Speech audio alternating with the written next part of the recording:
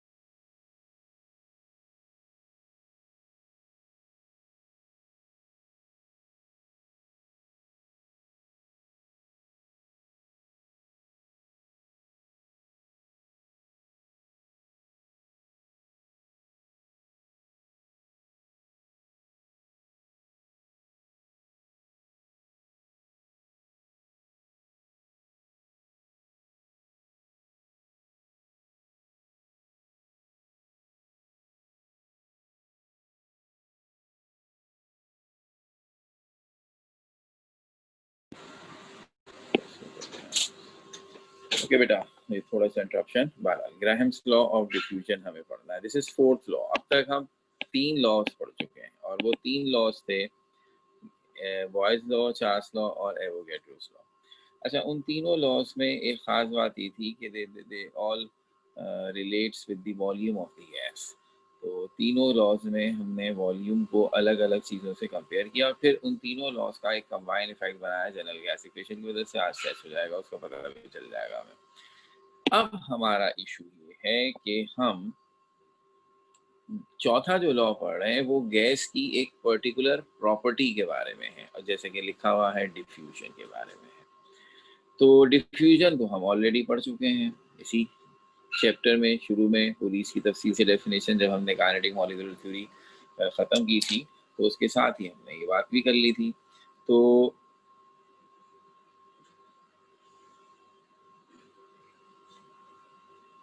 अगर हम उसे दोबारा से रिवाइज करना चाहें कि व्हाट इज डिफ्यूजन, तो मेरे ख्याल में हम सबको याद आ जाएगा। एक डेफिनेशन थी, it is the movement of the molecules from the region of higher concentration to the region of lower concentration.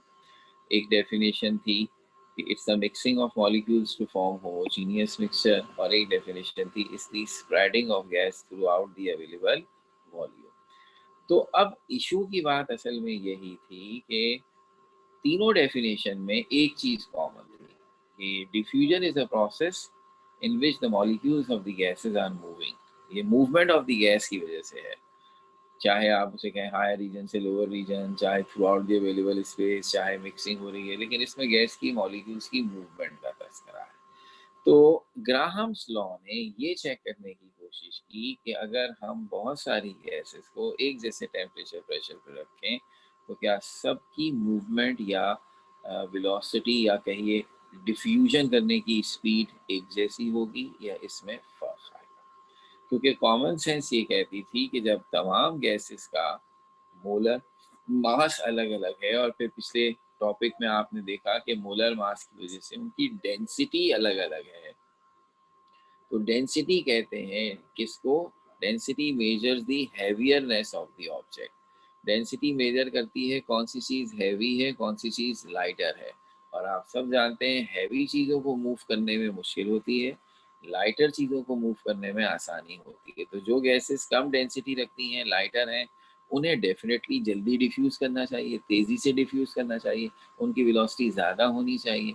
और जिनकी डेंसिटी ज़्यादा है उनकी वो भारी हैं, उन्हें स्लो मूव करना चाहिए। So after doing many experiment, Graham's law ने कंफर्म किया कि यस, अगर गैस की डेंसिटी ज़्यादा होगी तो उसकी रेट ऑफ डिफ्यूजन यानी speed with which it diffuse will be lesser. और अगर वो गैस कम डेंसिटी रखती होगी, लाइटर होगी, तो the speed with which it will diffuse will be higher. तो इसका मतलब ये निकला कि आप कह सकते हैं कि स्पीड ऑफ डिफ्यूजन या रेट ऑफ डिफ्यूजन जो है वो इन्वर्सली रिलेशन रखता है डेंसिटी से। तो अब एक्सपेरिमेंट करके उसने प्रीसाइसली मालूम किया कि what kind of relation exist between the density of the gas and the rate of diffusion. तो वो अब मैं आपसे शेयर कर रहा हूँ। तो स्टेटमेंट ऑफ दिस लॉ क्या है?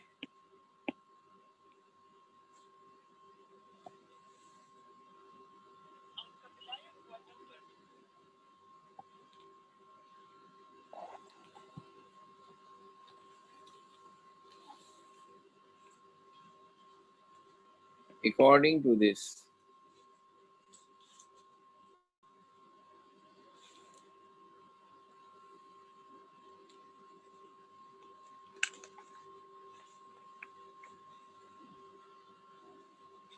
rate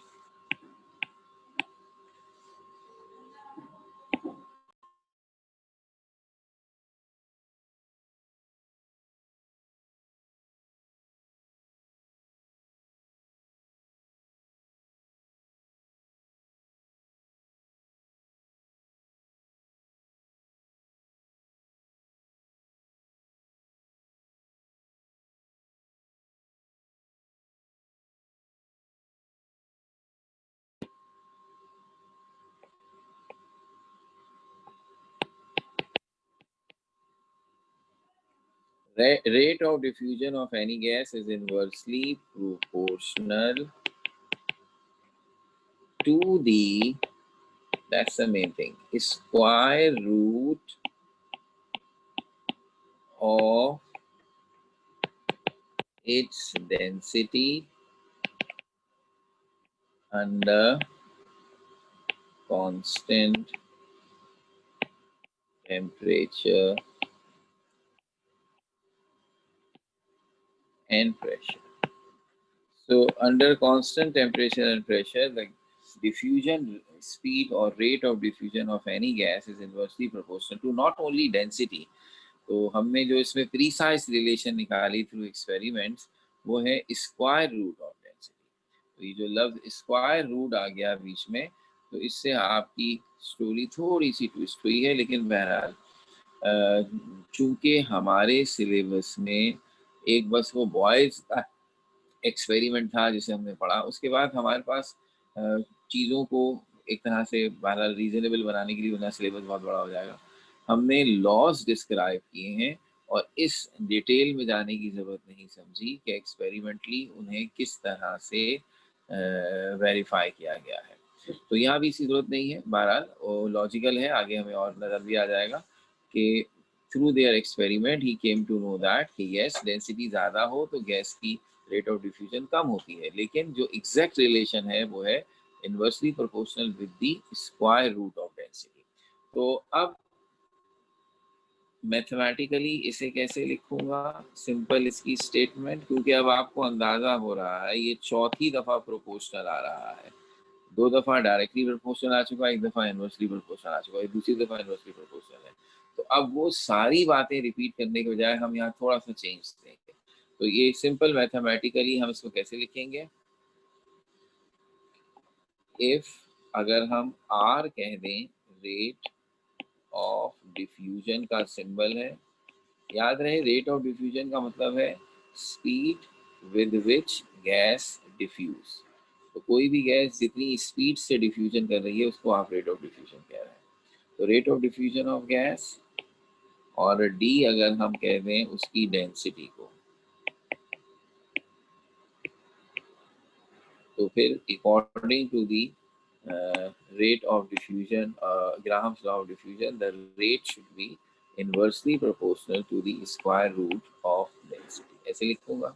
और फिर ये तो मुझे मालूम ही है। अब अगर मैं इसको इक्वल में चेंज करता हूँ तो I must introduce a constant of proportionality, it should be like this.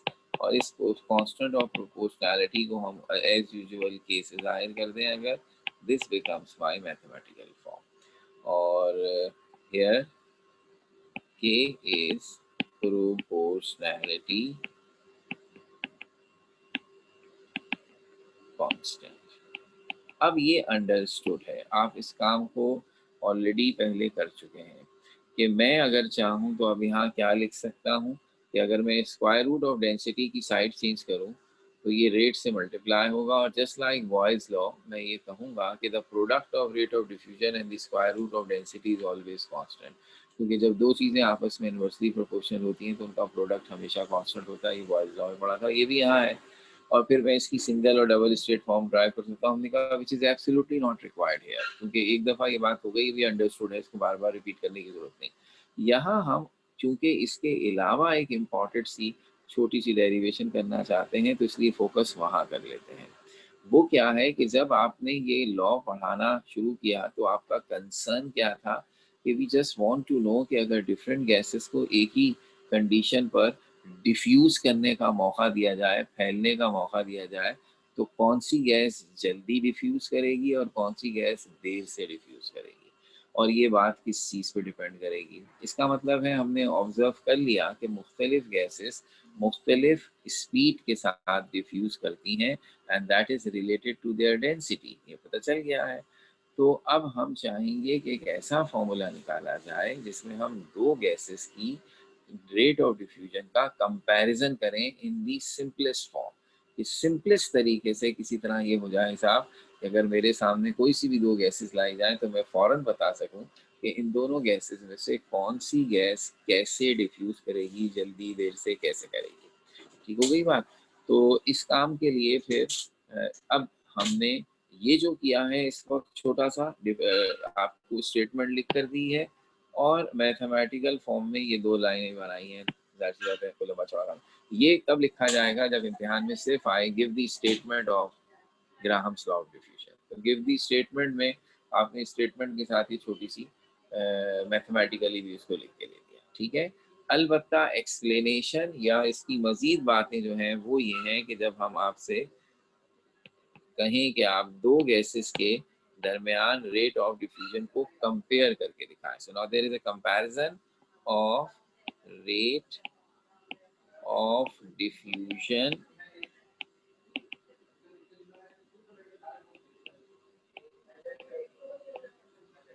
Of two gases. तो दो गैसेस के दरमियान रेट ऑफ डिफ्यूजन का कंपैरिजन करना है अब हमें, ठीक है। तो कैसे करूं? मैंने कहा आइए पहले तो एक छोटा सा हिसाब किताब ये रख लेते हैं कि गैसेस के नाम रख देते हैं 1 और 2, और फिर ऊपर वाली स्टेटमेंट को ही ध्यान में रखिएगा। तो हमने कहा लेट R1। अब यहाँ R1 इनिशियल नहीं है जैसा पिछले लॉस में होता था, यहाँ R1 से मुराद है rate of diffusion of gas number 1। और D1 फिर क्या हो जाएगा? ये उसकी डेंसिटी हो जाएगी। सो डेंसिटी ऑफ गैस नंबर 1। ठीक है ना। तो मतलब मैं दो गैसेस का कंपैरिजन कर रहा हूँ, तो एक को गैस 1 कह दिया, एक को गैस 2 कह दिया। तो अब वो जो 1 और 2 का सिंबल होगा वो इनिशियल फाइनल को रिप्रेजेंट नहीं कर रहा है, कहीं आप वही पिछले वाली चीज़ को ही रिपीट करते चले आए। ये दो गैसेस हैं, एक 1 और एक 2। तो अब R1 D1 जो है वो गैस 1 का रेट ऑफ डिफ्यूजन और डेंसिटी है। तो according to Graham's law of diffusion मैं इसके लिए क्या लिख सकूंगा कि R1 is inversely proportional to the square root of D1। और अगर मैं एक ही लाइन में पूरी बात लिख दूं, क्योंकि ये काम तो पीछे हो ही चुका है, तो ऐसे लिख दूं where K is proportionality constant. तो ये इक्वेशन 2 बना दी। अच्छा, इसी तरह हमने कहा ये गैस नंबर 1 के लिए है, ऐसे ही आप गैस नंबर 2 के लिए भी लिख लेते हैं। सिमिलरली अगर मैं आपसे कहूँ R2 है rate of diffusion of gas number 2, तो D2 है डेंसिटी ऑफ गैस नंबर 2। तो सेम इसके लिए भी मैं सिर्फ R1 की जगह R2 हो गया वही बात लिखूं कि this is inversely proportional to the square root of density 2। और अगर मैं इसके प्रोपोर्शनैलिटी के साइन को इक्वल में चेंज कर दूंगा तो ये सिंपली ऐसे हो जाएगा। Now this becomes equation 3। तो अब मेरे पास R1 rate of diffusion of gas 1 हो गया और R2 rate of diffusion of gas 2 हो गया। What I have to do, comparison. Comparison का मतलब है जब आप ना दो चीज़ों को कंपेयर करें तो हम उन्हें डिवाइड करते हैं, उनका रेशियो लेते हैं। सो जब मैं इन दोनों को कंपेयर करना चाहता हूँ तो कैसे करूँगा, I will say that comparing equation 2 and 3। 2 में इक्वेशन में R1 था और 3 में R2 था, दोनों का रेशियो लूंगा। रेशियो का मतलब दोनों को डिवाइड करूंगा। R1 का क्या फॉर्मूला था, K over under root D1। इसे डिवाइड करना है किससे, K over under root D2। क्या ख्याल है, ऐसे ही हुआ ना। जब मैंने R1 को R2 से डिवाइड किया तो दरअसल मैं क्या करूंगा, ये पिछली स्क्रीन में देख लीजिए। R1 की वैल्यू है K over under root D1 equation 2 और R2 की वैल्यू है K over under root D2 equation 3।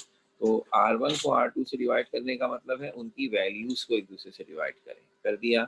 इतनी मैथ्स मेरे ख्याल में हम सबको आती है कि जब आप डिवाइड का साइन मल्टीप्लाई में चेंज करते हैं तो उसके बाद वाली टर्म का रेसिप्रोकल लिया जाता है, डिनोमिनेटर न्यूमरेटर बन जाता है और न्यूमरेटर डिनोमिनेटर। इसका फायदा ये हो गया कि K से K कैंसिल हो गया। जब K से K कैंसिल हो गया तो अब आप कह सकते हैं कि R1 ओवर R2 इसके बराबर हो गया है अंडर रूट, ऊपर हो गया D2, नीचे हो गया D1। ये बात हम बताना चाहते हैं। Since they are inversely proportional to each other, तो जब आप दोनों गैसेस का रेट ऑफ डिफ्यूजन का रेशियो लेंगे तो इनकी डेंसिटी के स्क्वायर रूट का भी रेशियो आएगा, मगर उल्टा। R1 ऊपर है तो उसकी डेंसिटी नीचे होगी, R2 नीचे है तो उसकी डेंसिटी ऊपर होगी। That shows they are inversely proportional to the square root of their density. Proportionality constant हट गया, हमारी जान छूट गई उससे। तो ये सिंपल रिलेशनशिप, इसको कह दीजिए इक्वेशन 4। इसका मतलब ये हुआ कि अगर आपको गैसेस की डेंसिटी पता चल जाए तो आप उनके रेट ऑफ डिफ्यूजन को कंपेयर कर सकते हैं। डेंसिटी कैसे पता चलती है, एसटीपी पर उसका फॉर्मूला था molar mass over molar volume, और एसटीपी के अलावा जो टेम्परेचर है उस पर उसका फॉर्मूला था पीएम ओवर आरटी। अभी तो निकाल के आए हैं। तो हमने कहा क्यों ना हम उस फॉर्मूले को यहाँ पुट करके देखें। सिंस डेंसिटी, और जाहिर सी बात है मैं ये फॉर्मूला निकाल रहा हूँ for all temperature and pressure, not for only STP. तो I should use this one, D is equals to PM over RT। सही हो गई बात। अच्छा, अब गैस नंबर 1 के लिए मैं, यानी D1 के लिए मेरी वैल्यू क्या बन जाएगी, तो मैंने कहा दिस इम्प्लाइज दैट D1 यानी गैस 1 की डेंसिटी, तो आपने कहा सर ऐसा हो जाएगा कि आप कहेंगे P1 M1 R1 T1, सबको 1 कर दिया, बेवकूफ़ी की बात है। कैसे भाई, ऐसे कि R तो प्रोपोर्शनैलिटी कांस्टेंट है, वो तो दोनों गैसेस के लिए उसकी एक ही वैल्यू होगी, ये थोड़ी होगा एक के लिए R1 और एक के लिए R2।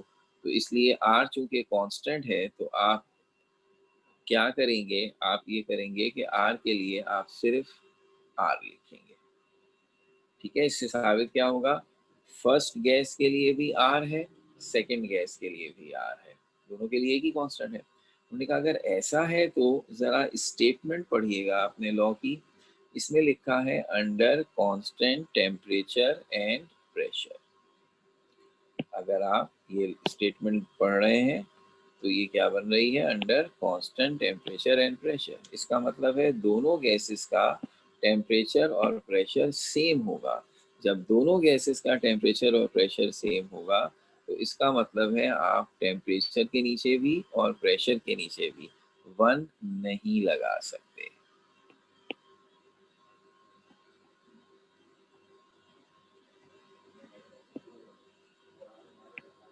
और ये फॉर्मूला बनेगा सिर्फ PM1RT, यानी डेंसिटी सिर्फ और सिर्फ मोलर मास पे डिपेंड करेगी।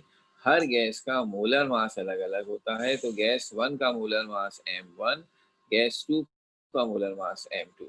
लेकिन चूंकि दोनों को एक ही जैसा प्रेशर और टेम्परेचर दे रहे हैं तो दोनों का प्रेशर टेम्परेचर सेम और R तो वैसे ही कांस्टेंट होता है।